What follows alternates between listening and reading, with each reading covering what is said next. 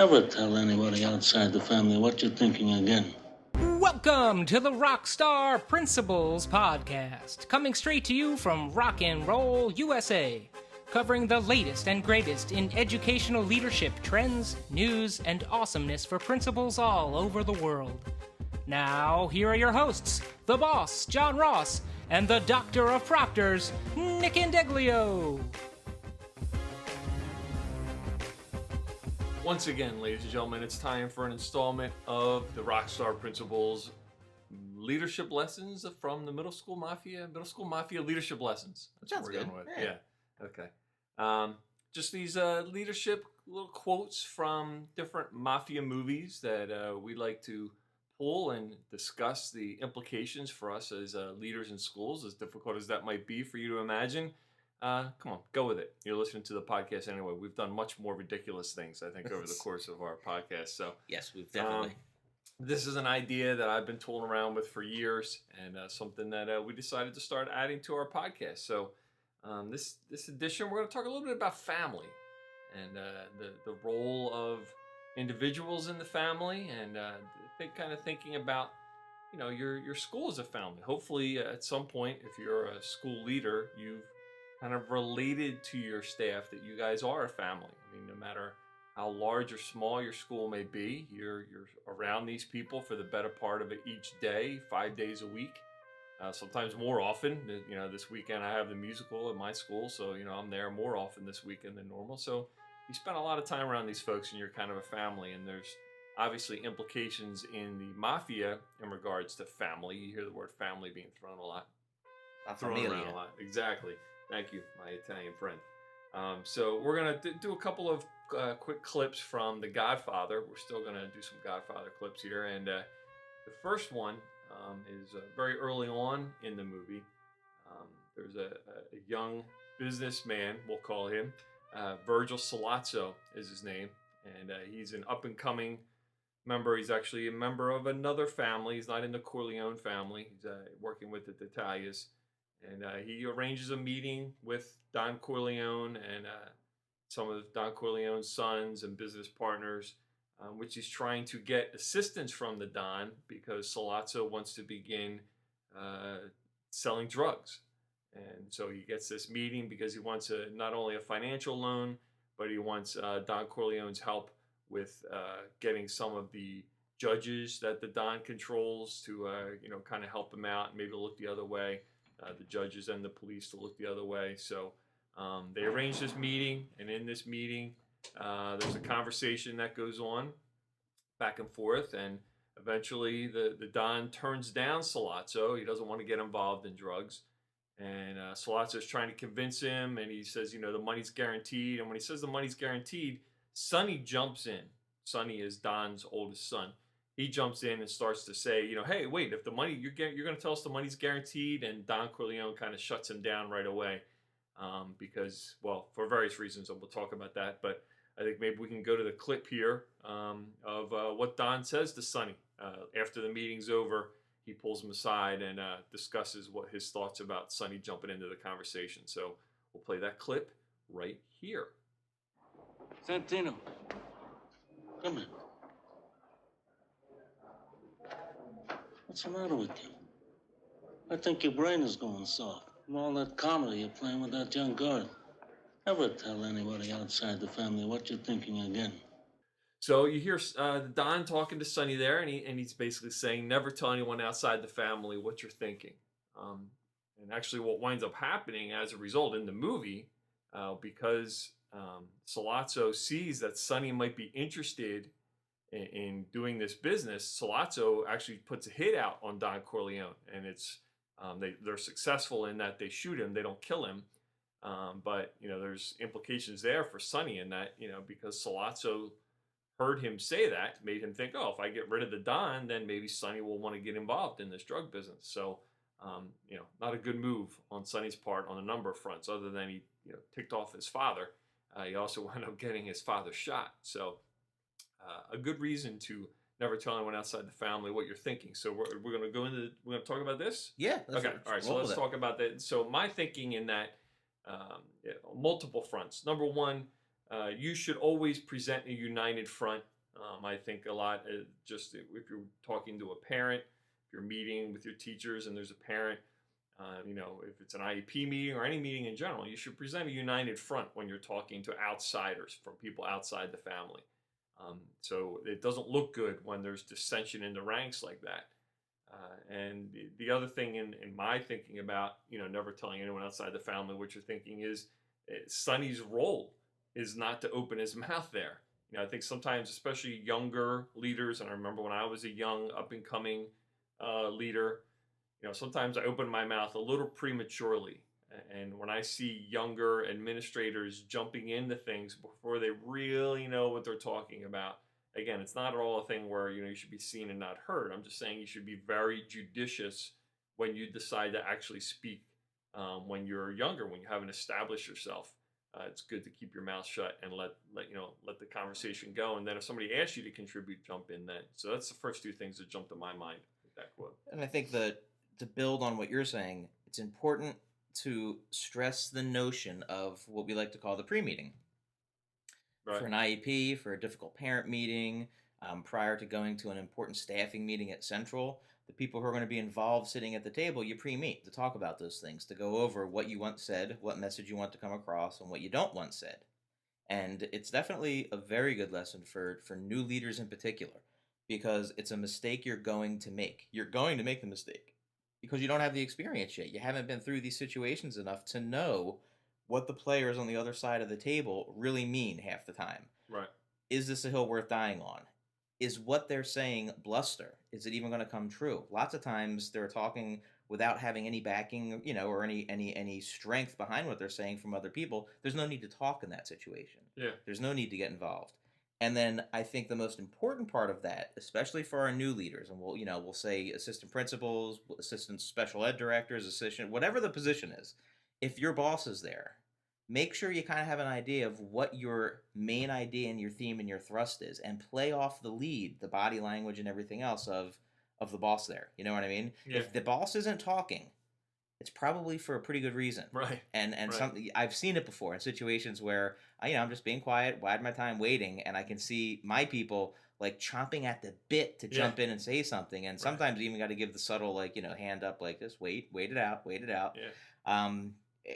It's smart business. And one of my favorite quotes from John Nodecker, who I worked with, was, we can sit behind these office doors, our team, our administrative team usually, or our IEP, whatever the team is, we can fight over this issue as hard as we can fight. Right. Respectfully, hopefully, but we can fight. But once a decision is made, whatever the decision is, we all leave the office on a united front. We walk out that door and we present the united front. Yep. And I strongly believe nothing is more damaging than when that door opens, we all walk out agreed on the message that's going to come across, and one of the people, two of the people, three of the people, however many of the people, undercut it. Right. It's dangerous. Sure. It's very dangerous. Number one, it's dangerous because you're pissing off the boss by doing that. Well, yeah, that's true. That's true. For the first reason, that's dangerous. But it slows everything down. It makes you appear as though you don't know what you're doing, not just as the leader, but as a school, as a group. If there's debate and discussion, for instance, as you said, in an IEP meeting with a parent, and two teachers are debating back and forth, is what I usually see is a special ed teacher and a regular ed teacher. Yep. My experience is the special ed teacher says, this is what we're going to do, and the regular ed teacher says, no, we're not going to do that. And they begin to go, that all that stuff has to be worked out. And it's incumbent on both of them. It's incumbent on the special ed teacher to make sure the regular ed teacher knows what they're getting into, what the plan is. And it's incumbent on the regular ed teacher walking into the meeting ahead of time to ask the special ed teacher, hey, is there anything I should be aware of, any changes we're making, anything, when they're asked to come to the meeting. You should put the feelers out there so that you're not surprised, so that you're not walking into something like that. But yeah, speaking out of turn and that kind of debate is just generally not good for business and counterproductive, and something that obviously in this clip a little more drastic, led to his father being shot. Right. But is something that, it's directly attributed to that. If Sonny had not spoken up and, spoken out of turn, really, and it's not that he was going against his father, but his father had already said no at that point, and that should have been the end of it. Yep. You know what I mean? As soon as the Don said no, I'm not going to, and he's giving him his reasons why. And it's a great scene. I mean, Marlon Brando gets up and moves closer to Sollozzo, and I love as he's doing that, he kind of brushes some dirt off of his pant leg. It's something I just always remember off of Sollozzo's leg. As he's sitting down next to him, he leans over and brushes, and that had to be Brando just ad-libbing doing that. But he's giving his reasons why. Like, that's nice of him. He's not just saying no to the guy. Right. He's giving his reasons why. Yep. But he's already given his answer, and Sonny starts to chime in. And, well, wait a minute. You say you can guarantee this or that? And no, there shouldn't have been any of that. The answer was already given. That's it. It's done. It's over. Just listen to your father talk, and keep your mouth shut. And it's brilliant. The other part of that scene, which is brilliant, is the way Brando doesn't look at Sonny. After Sonny says his piece, he doesn't look at him. He looks straight. He's looking straight at Sollozzo when he says, "What's the line? You have to excuse my children. I spoil my children. Yeah. They speak when they should listen." Right. Doesn't even look at Sonny. Doesn't even look at him. Yeah. But he knows he's in trouble there. Brando knows. Oh. Brando knows he's in trouble, or Sonny knows he's in trouble. Brando knows okay, Brando at that point, we are, I think, supposed to assume there's a little bit of slip in him. Now, not a lot, because the look on Tom Hagen's face is, this is bad. Yeah, right. We just showed a big chink in the armor. Right. But the cover, and then when he ends the meeting by saying, he says all those nice things to Sollozzo, but then he says, especially because your interests don't conflict with mine. Right. It's like, hey, we don't have any problem because what you're doing has nothing to do with what I'm doing. So, but I also think you're right in that he doesn't realize that he's slipping a little bit. He's getting older, and he doesn't realize that by Sonny chiming in there that it really really makes him look like he doesn't have control and that he could potentially be pushed out of the way. But we digress. But here's wow. This is, I mean, since this is going to be a marketable item we're going to be selling eventually, let me do something somewhat sacrilege and question the great Vito Corleone. Yeah. He knows Sonny. He knows how Sonny is. He should have probably known that Sonny was going to be attracted to this offer. In the quote unquote pre-meeting that they did have, Hagen was for it too. I mean, Hagen realized that this was the wave of the future. Would it have been beneficial for Vito, before ending the pre-meeting, to have said, "Hey guys, just so you know, I'm going to say no. Sonny, keep your mouth shut"? Well, I mean, hindsight's always 20/20, especially when you get shot later on. So I guess it probably would have been beneficial for him to say that. But I also think what you see beginning to happen there, I mean, if you think prior to that, all of the people that come to see the Don at his daughter's wedding, and he does seem kind of like having a hard time keeping up with everything that's going on. Yeah. There's a lot happening. He's got a lot of, different things. He sends Luca Brasi out to, kind of, that was a bad idea. Yeah. He should have known that Tattaglia was going to see through that when he sent Luca out to do that. So I think it is the beginning of Vito kind of starting to, not being able to keep up with everything that's going on. But I think part of the reason why is that he's doing that is because he recognizes that Sonny's a hothead. He knows that Fredo's useless. Yeah. And he doesn't want Michael to get involved in the business. Yep. So I think he's kind of at a point where he's not sure who he's going to turn things over to. So he's a little resistant. You know what I mean? If he knew that he had, someone good to turn it over to, then maybe he would have stepped out. Somewhere along that point. You're right. But he was kind of in a hopeless situation because he wasn't sure who was going to take over the family business in the event that he stepped aside. So that could be why.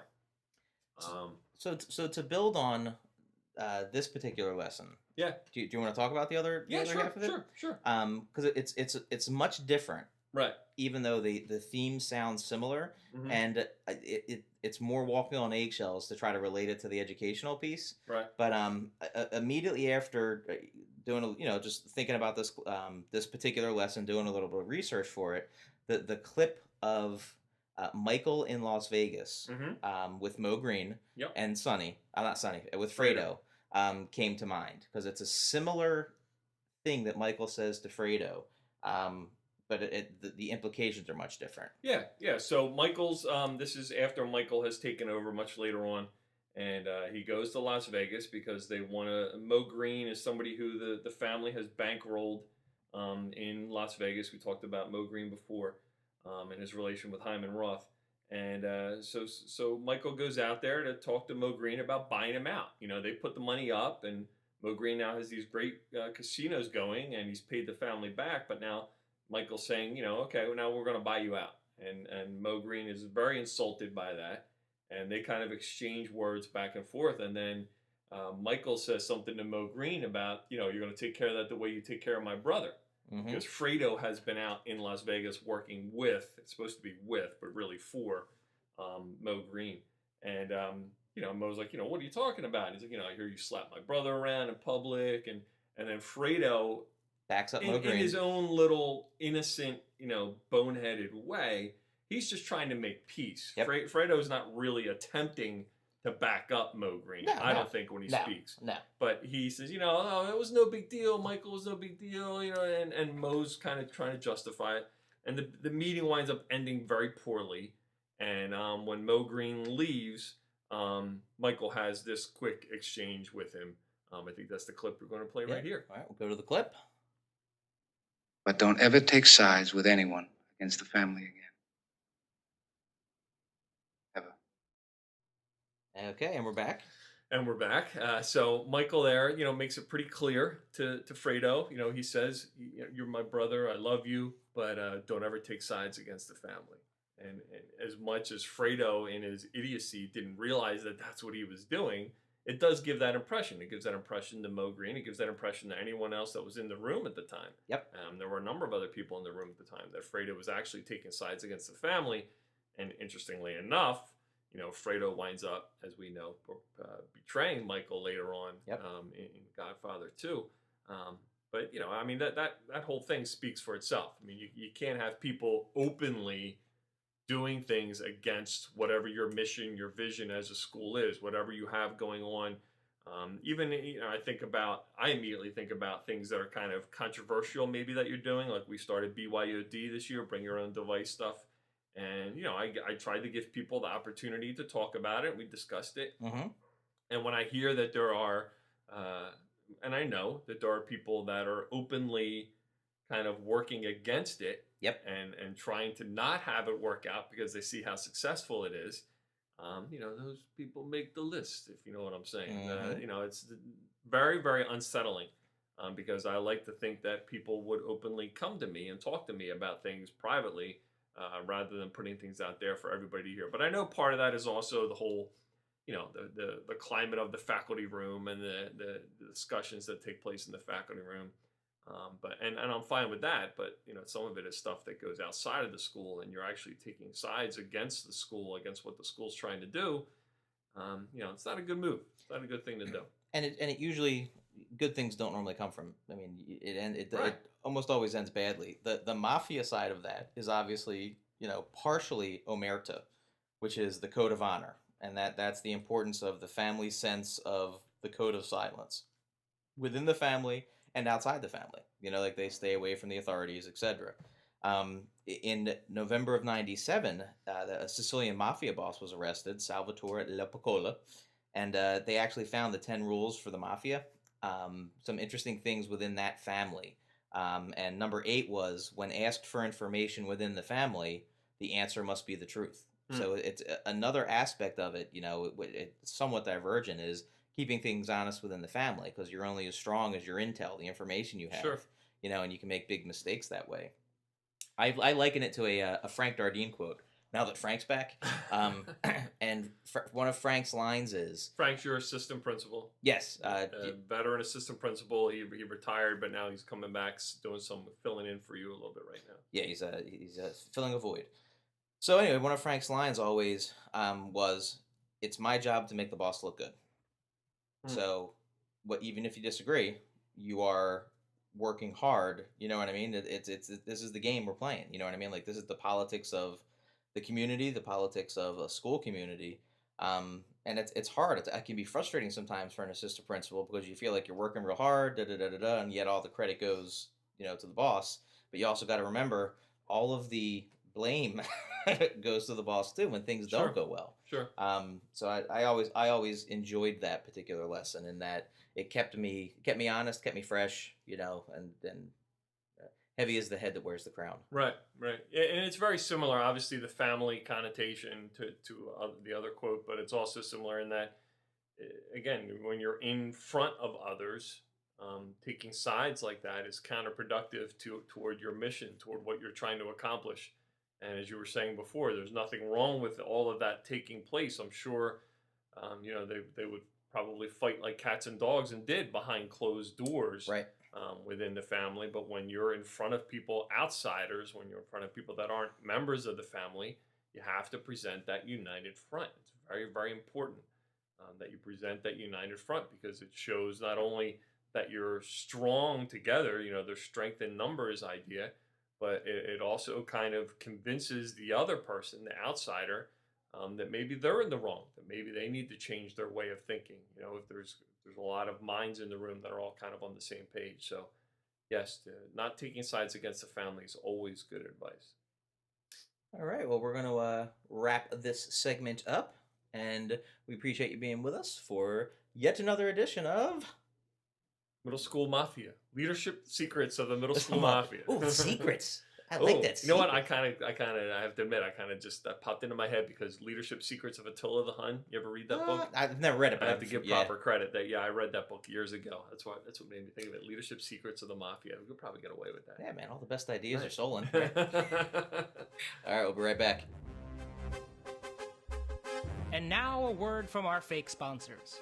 But we'd really love if they were our real sponsors. Seriously, we would love it.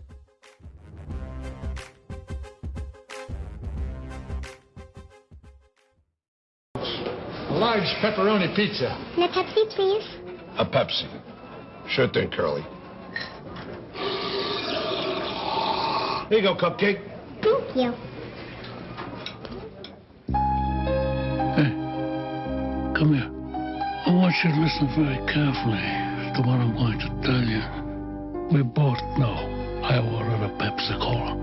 And now you've insulted me and my entire family by offering me this. Whatever it is, for being a civilized person, I'd like to give you a chance to make amends.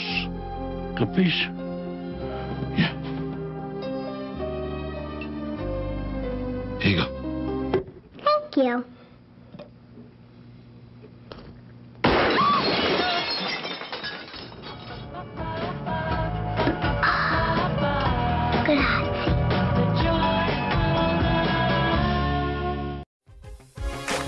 Welcome back, rock stars, to another edition of the Maxwell University of Leadership. Bull. We're all the way up to law number 8. Can you believe it? The law of intuition. And this is an interesting one. And just to give you a quick summary, this is where your instincts are coupled with the facts in order to form intuition. Leaders have to be able to read situations. They have to be able to read trends. They have to be able to read resources. They have to be able to read people. And they have to be able to read themselves. All of that forms the whole notion of intuition. Now, there's been a lot of research done over the years, John, on intuition. And basically, most of that research says trust your instincts. Because your gut reaction, your initial instinct, your first thought that you normally have tends to be the right one. Normally that's your gut reaction tends to be the right one. There's a lot of research that backs that up.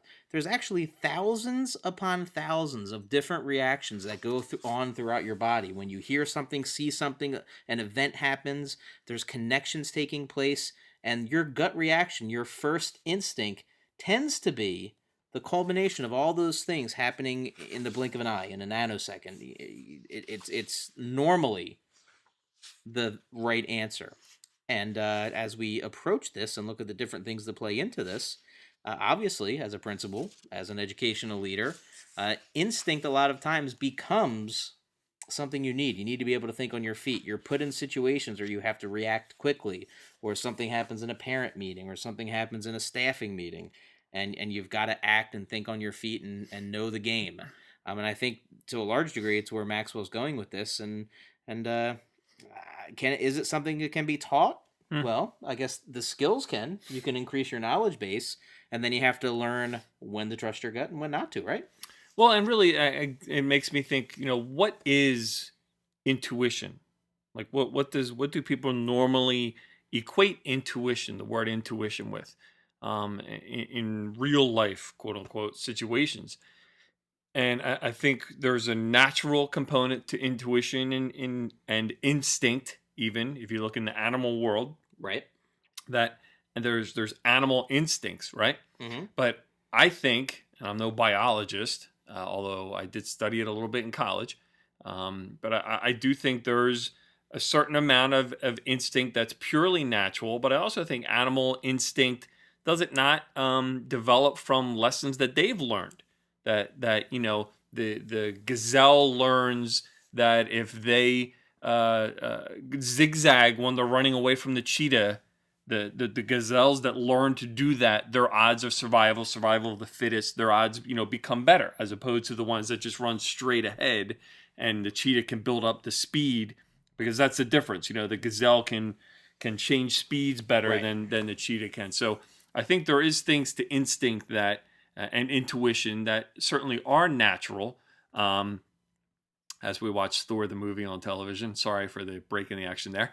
We Large laser fire blasts. We really got to stop watching movies. I don't know why I turn on the television while we're doing this. Too good not to watch. Where was I? Oh, but I also believe, and you touched on it, that, and I don't want to rub people the wrong way when I say this, but I do think that there are components of leadership that people are born with. Just like there are components of anything that you're born with. Some people are better at certain things than others. And I just think that there's some things about being a leader that not everybody has. But I do agree with Maxwell in that some of it can be based on things that you've learned. Obviously, you learn early on. When I think back to my early days as an educator, much more reactionary to situations, much more not taking my time with things. I can remember breaking up a fight my first year of teaching and getting in between two kids and telling the one kid, "Go ahead, do it, make my day." Like, just totally ridiculous, stupid, asinine 24-year-old language that shouldn't be said and would never dream of saying, in my older years. So learn from that. No one knows Clint Eastwood anymore. And yeah, right. Yeah, he totally. Well, that reference. was 1993, 92, 93. So might have been a little more relevant to him at the time. But so I think as Maxwell's saying, your instincts can be informed. Your instincts can you can learn things from experiences that become second nature to you. Again, just like the animals learn, the gazelles learn the zigzag when the cheetahs are chasing them. You learn to zigzag when the parents are coming at you. When somebody's accusing you of something, you don't automatically come back at them. Sometimes people just want to be heard. Sometimes people just want to get things off their chest. So I definitely think the great leaders are able to do that. And the slight that the one of the differences is between humans and animals is that we develop the prefrontal cortex. We are self-aware. We have metacognition. What? I'm sorry. What? Say what? Huh? So animal instinct. Animals don't doubt themselves. Animals act. Oh, absolutely. There's no there's no second guessing. It just it happens. And that's built into their DNA. That's how they have survived all these years. Call it Darwinism, evolution, whatever the heck the right term for it is. However, where we get into trouble is when we don't trust ourselves. And there's times when it's smart not to trust yourself, but in our role, 9 times out of 10, we're the final stop. We're the stopgap. So unless we're in a situation where we have time to really think through or to question ourselves, you've got to go with the instinct, and if whether or not you're informed. in an area or on a subject or anything like that. You can become more informed, which can then help you make decisions. Gladwell, another great book, Blink. Yeah. That touches on all of this. It's one of my favorites. And again, he's more of a social observer. I mean, it's not, hard data, hard facts. It's a lot more anecdotal, but he gives some great examples in there of this very concept, and builds upon, I think, what Maxwell's talking to a large degree. Yeah, and the last thing I just wanted to mention that Maxwell talks about, he says, whenever leaders find themselves facing a problem, they automatically measure it and begin solving it using the law of intuition. And this is, I think, something that a lot of people don't, if you're not in a position of leadership, you may not realize. I can't tell you how often someone will approach me with a problem, and when I don't immediately share their enthusiasm for the problem, they get a look of disdain or discomfort or what have you. In other words, someone comes running up to me saying, oh, we got this big problem. We got this, I need your help. We have a student missing, not, missing, like right. No one's seen him, but he got up and he walked out of class. And they expect me to go tearing out of my office or tearing down the hallway. Yeah. Right. Lighting my hair on fire looking for this kid. And what you do as a leader, for instance, as a school leader in that situation, you first say, okay, who is the kid? And you go through the Rolodex in your head of what's this kid's track record? Where does he like to go? Who are the teachers that he identifies with? Where are the places that we found him or her before? So you do things like that in your head while this person's telling you that, and then you go walking toward. I don't, unless it's a life or death situation, I never run. And tell me when it's ever been a life or death. Right. Touch wood, never. But, you walk to, okay, now let's go find him. Yep. And I think that's what good leaders do, because the moment you share that panic, then it's everybody's like, well, why is John running down the hall? What's going on? And everyone else gets stoked. Yeah. And right. And everybody gets all fired up. So there's nothing wrong. I guess the point I'm trying to make is there's nothing wrong as long as it's not, life or death. Oh my God, the building's on fire. Someone's got a gun.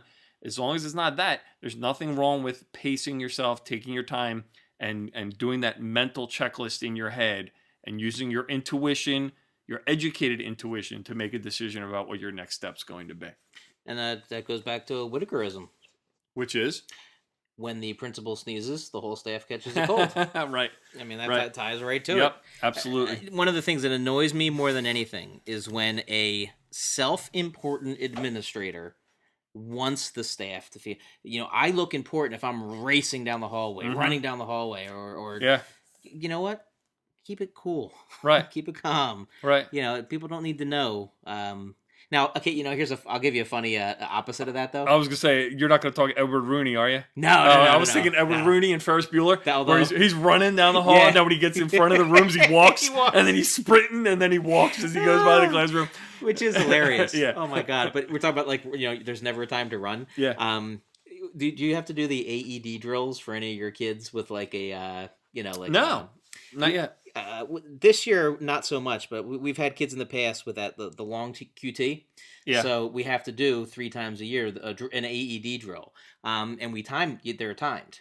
So when we start the drill, I literally I have a starting line with my stopwatch, and then we all go tearing to get the AED. But everyone knows what you're doing. Right. It just struck me as funny when. All right, well, that's going to conclude number 8 of Maxwell's Laws, 21 Irrefutable Laws of Leadership from the Maxwell University of Leadership that we've created. But we're going to cut it off there, and we'll be right back with more of the Rockstar Principles podcast. And now a word from our fake sponsors. But we'd really love if they were our real sponsors. Seriously, we would love it.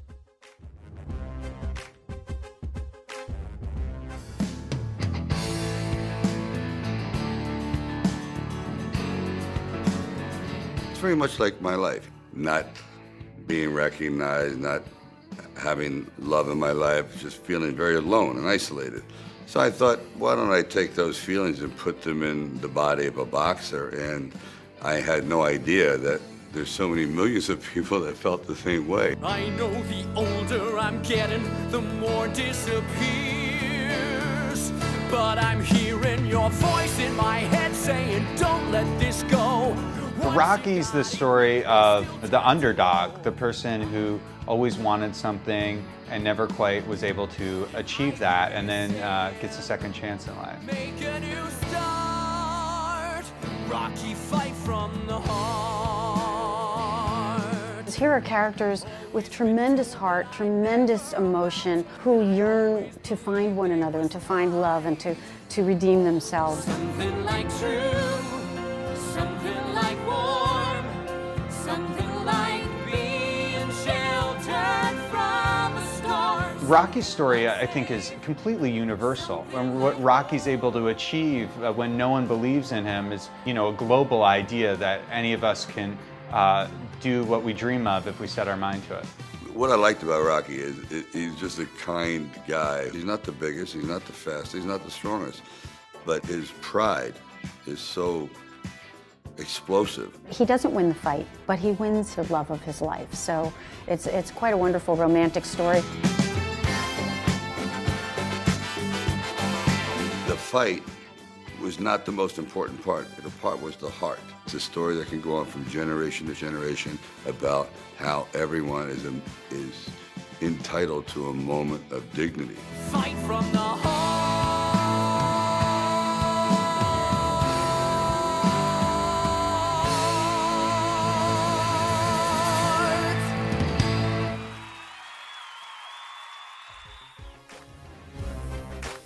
We've returned to the Rockstar Principles podcast for an exciting segment with a report on the preview of Rocky the Musical on Broadway. Hey, you! Now let's give a quick setup here. Last weekend, Michael Indeglio contacted me and said he was able to score some tickets to one of the preview shows for the Rocky musical. He immediately suggested that we get the boss and the proctor up to New York City, quick visit into Schoology, and then we could also head to the show. As you know, Mike Indeglio, the brother here, is a musical theater performer, among many other things. And John Ross and I are huge Rocky fans. Many of you might not know this, and it's time to share, just for quality of the expert panel here. When John Ross was a teacher, you might assume he was just like, a badass coach and tough guy.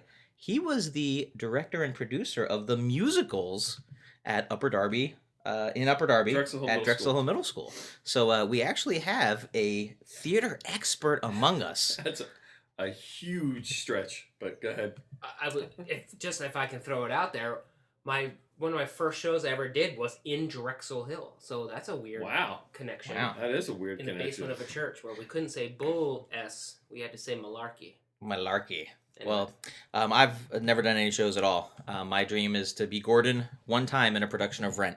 I know for those of you who are theater people, you'd realize that's not a real role. That's just like an ensemble part, and someone gets to be Gordon. Or even a realistic wish, for that matter. I don't. Especially if people use our YouTube video as our audition tape. Yeah, hopefully the segment on unrealistic goals aired before this, so you know what we're talking about. Anyway, so last Monday night, the night Broadway's normally dark, we did attend the preview of Rocky the Musical, and we want to talk about it. We want to give you our full boat review, and hopefully the producers, the directors, the cast will listen to our expert review here and take some of our notes and run with it. So where do you guys want to start? Well, I'd like to start by the cast. I thought the casting choices. I could have gone with more of a Michael Indeglio type as Rocky. Agreed. I wasn't, the guy playing Rocky. I think his name's Andy Carl. I think that's who it is. I thought they were great. I mean, the individual cast, the Adrienne Margot Seibert, she was absolutely phenomenal. Her voice was fantastic. But the cast themselves, I thought they did. I liked what they did with Paulie. A little different than what you may be used to if you've seen the Rocky movies, and if you haven't, what are you, communist? What's wrong with you? I mean, seriously. So they took Paulie in a little bit of a different direction. He was more of a tough guy, not as much of a total loser. Although there were loser aspects to him, I guess. But I liked it. I thought it was kind of good cool. choice. Apollo was just awesome. I mean, he was phenomenal. Yeah, he steals the show. He really does, Terrence to a large Archie degree. Is that guy's name? Terrence Archie. Should be noted, he's been doing this show forever. He was in the Germany production, so he has been doing, like, a lot of the cast is still finding the roles. I mean, they've only been previews for It was obvious, yeah. I mean, he has just been, is iconic with that role now, which, not to take away from his performance, which was, like, stand out of your seat, amazing. Right. Yeah. Special, and every piece of his performance, but his first number, Apollo's first number, where they're deciding what they're going to do with the fight, and in Carl Jurgens' office, I just thought he took over. I mean, that was the first really big number of the show too. It's true. The other numbers prior to that were, kind of smaller, low key numbers. I think it'd be fair for us to set up first all of the challenges this show has going into it. Number one, you say Rocky the Musical, and your first instinct is, come on. I think that's universal. There's nobody who's like, I'm pumped for that. Let's do this. Right. Other than Nick. Even Nick's probably. And here's why. Because if you're going to make a big budget Broadway musical, your first question's got to be, who is this aimed at? What is our audience? Okay. Right. It's not the general Broadway going audience, because those people generally aren't iconic sports fans into a large degree. And Rocky, a boxing story, doesn't jump, and sing and dance doesn't jump out, right? Yeah, and boxing is on the wane. I mean, yes, the popularity of boxing is at an all-time low right now. So there you got that, and then you have your super fans, right? And there are a ton. It is a classic movie. I don't think anyone would argue that fact. Won the Oscar. Yeah. So and a well-known story and an iconic cast. Okay, Rocky. Aside from the movie, you think Stallone, you think Talia Shire, Carl Weathers, Burgess Meredith. And you associate those roles. You can't. It is almost impossible. The hardest thing for an actor is to take an iconic role that somebody else did, and approach it without being a carbon copy, without being an impression. I mean, how do you do Stallone without doing Stallone, right? Yeah. So these are the problems going in, and we were well aware of them. And I'm going to be quite frank. I did a previous podcast where we reviewed Broadway shows. That's what we did. And I was sort of the bad cop. Okay. I had a lot of bad things to say. So I went in thinking I would have a ton of monkey poop to throw. Wow, I said that on your education podcast. So, well, why don't you plug your old podcast, because you can still get it online if you want to. Follow Spot Podcast. My good friend Theo Carver and I, we were so embarrassed to get flack from the industry when we started that my friend Keith had a pseudonym on this podcast. So yeah, I think you can still grab it on iTunes. Follow Spot Podcast. So overall, I mean, outside of the casting, I think we all kind of agreed in talking about it afterward. It kind of had a slow start. It was a little character development, I guess, in the beginning. A lot of, as I've said to people who've asked about it since we got back, the first half of the show is Rocky and Adrian, and the second half of the show is Rocky and Apollo. I think the first half of the show is more of your typical musical numbers, starting the love affair, they're singing to one another. But the Act 2, that training montage in Act 2, I mean, the action, and I've never really seen a musical with this much action in it. Yeah. And I guess that's to be expected, again, as Mike's saying, with, the whole, I mean, it's a boxing, you're taking a boxing movie, but just, and the way that they set up the whole training montage and the fight itself, I've never seen anything like it. And stop there for just a second, because I found it comical when was it the director, Mike, who gave the pre-show speech, and he explained that they've had some power problems in the theater. Now, this is a famous theater. I mean, the Winter Garden Theater. Yeah. And they said they have a huge generator backed up to 9th Street to power the show. I was thinking at the time, why? I've never seen anything like what they did on stage. I don't know how to Mike. Go ahead. You have to try to explain, because I don't know how to explain anything they did in any of the engineering. You mean? Just the scenery physics change and everything. I'm not sure what we bordered spoiler territory. I'm not sure. The second act is like they do some crazy things. I mean, they bring half the audience on stage so that they can fly an actual boxing ring in and They fly. Yeah, it flies in. It flies in. I mean, I guess the closest thing you can compare it to is like all the aerial stunts in Spider-Man without the injuries and falling. And the bad press. Yeah. And and it's humongous. And it is so well done and so worth every penny that it almost makes you forget that, like John's saying, the first act is sort of broken. And I know that there's still time in previews, but it's just... The two acts are very uneven. You get all of the fan service. I mean, the second act is flawless. I really think that it works on every level. It works on the level of general musical theater. You get invested. I mean, legitimately, we were standing up at the end cheering. We weren't even supposed to. I think they only were saying like the first 10 rows should be standing up to give like the illusion of like ringside seats, but we couldn't. We were on our feet cheering. A lot of people on the Broadway boards are complaining that it's too rowdy. Ignore that. It's awesome.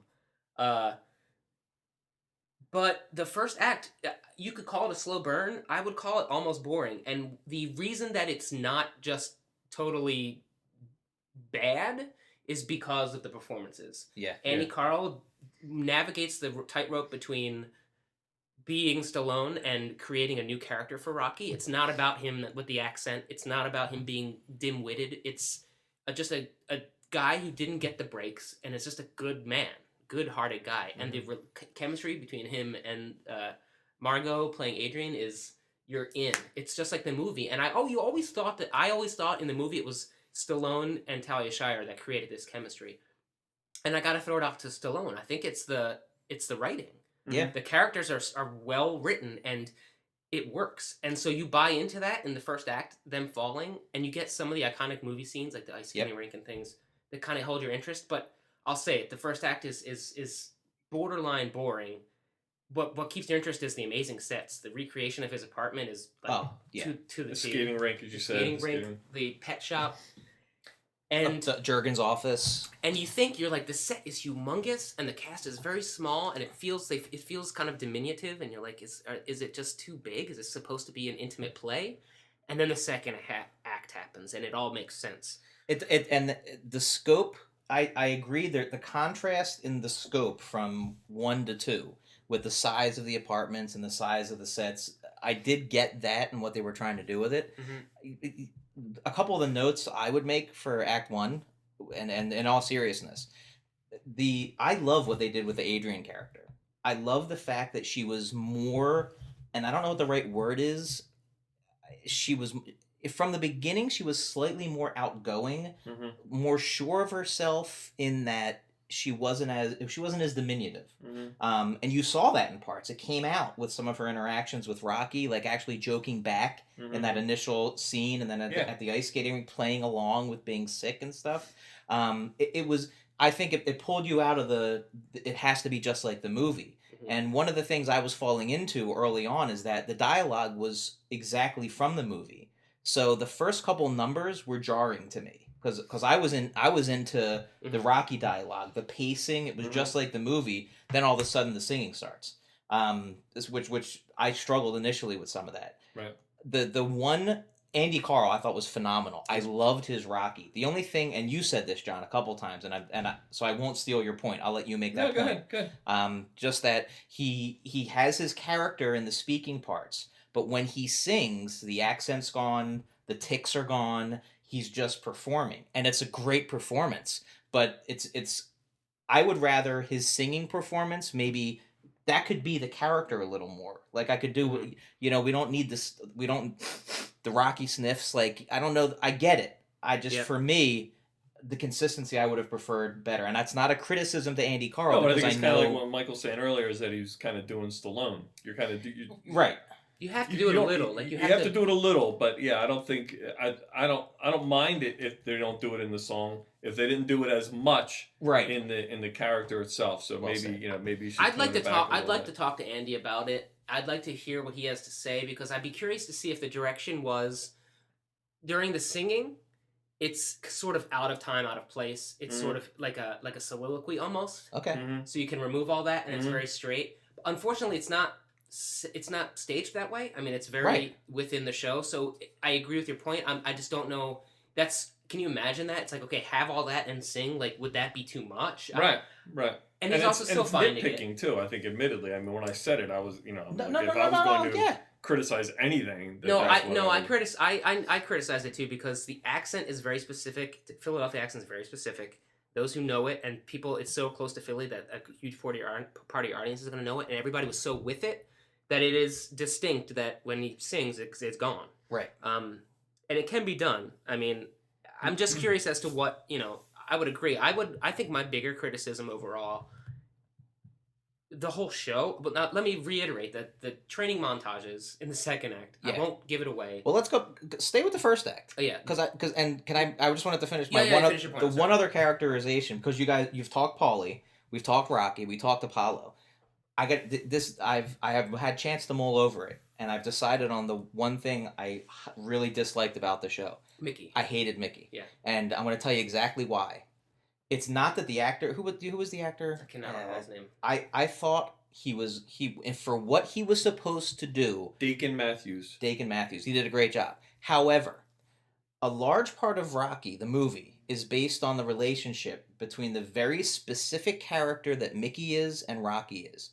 The scene in the apartment where Mickey comes to manage Rocky only works because of who Burgess Meredith made Mickey.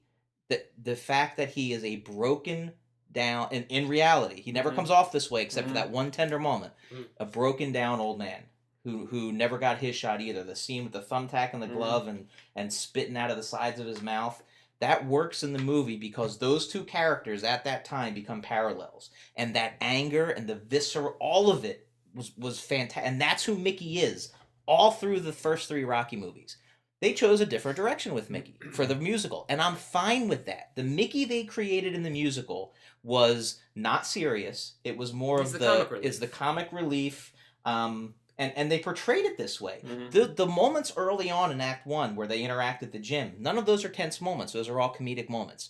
So what I would say is, cut the entire apartment scene entirely. Get rid of it. You don't need it, because the way they set it up, it's assumed Mickey's going to train Rocky. He's going to train him. You don't need that whole song and scene. I thought the song was terrible. I mean, I didn't like it at all. It's a 20s patter tune. Yeah, and you don't need it. To me, it didn't fit.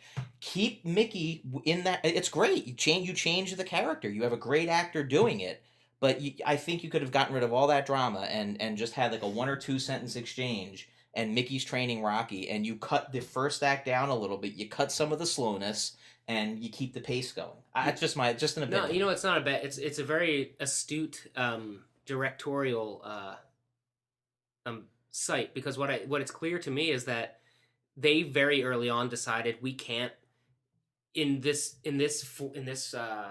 forum we can't support all of the concurrent storylines. We can't support and build the Rocky-Adrian relationship. We can't build and support the Rocky-Mickey relationship. Those are the two main arcs, and we can't arc Rocky's entire character. So they had to make the choice. The choice was build the romance and have Rocky arc. And so Mickey serves more in the first act to show how put upon Rocky's sort of life is and how he sort of rolls with it. The ongoing joke is I ain't got a locker, right?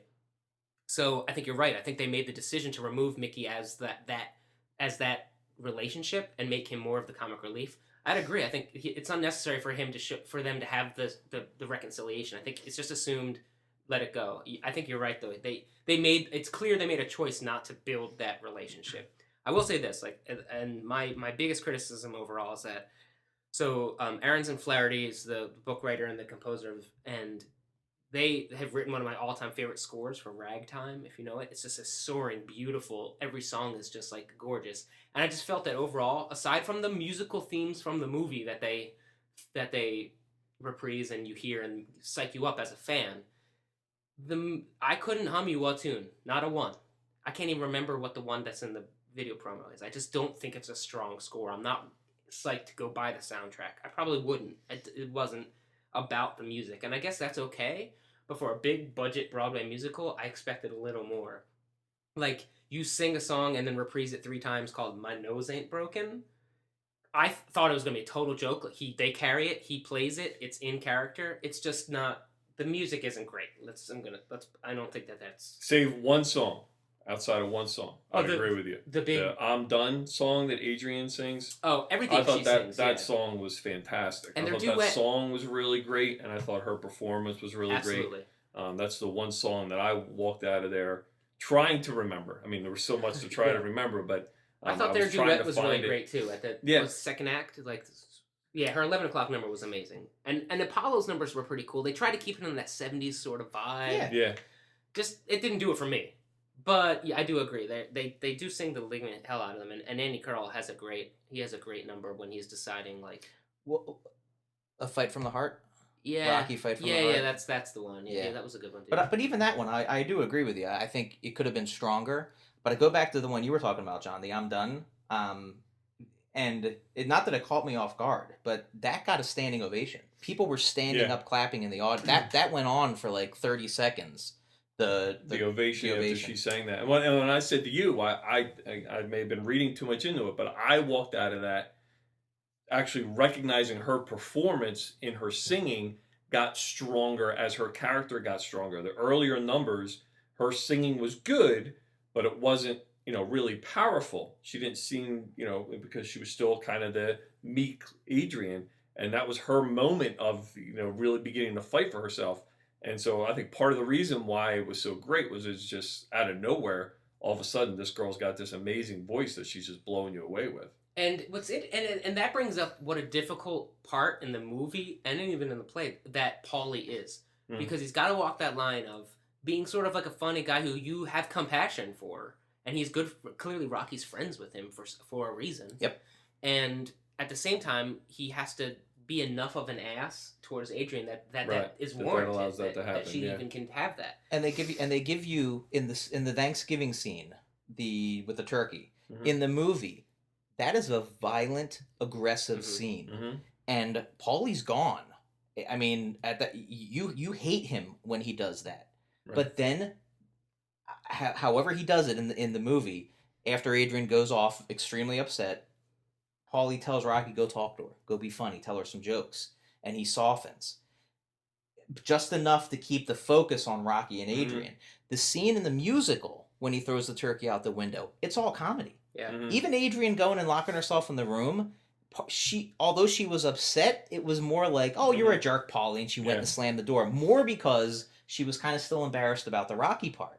And they play that, showing you both sides of the door and her getting her coat and all of that.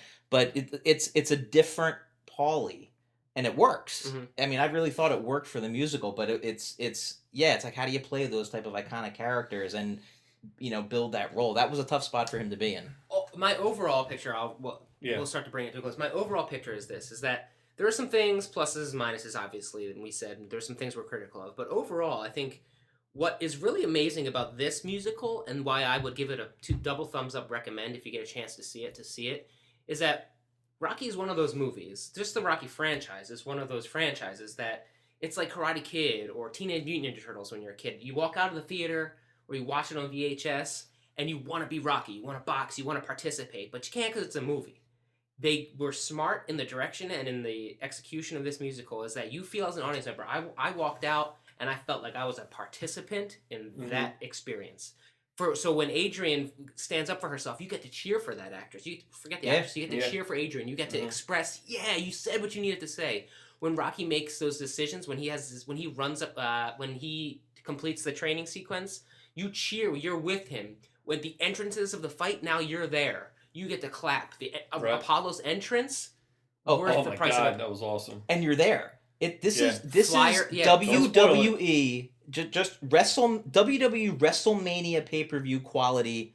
That's where you are. Right. There's not a single step of dancing in the show, but could be up for Broadway choreography, a Tony, because of the fight sequences so well. In previews, it was so tight. It's crazy to me. And by the end of the show, we were on our feet. I think you felt like, as a Rocky fan, you were served. As a Philadelphia native, we were served. There's flyers, banners. There's so many things.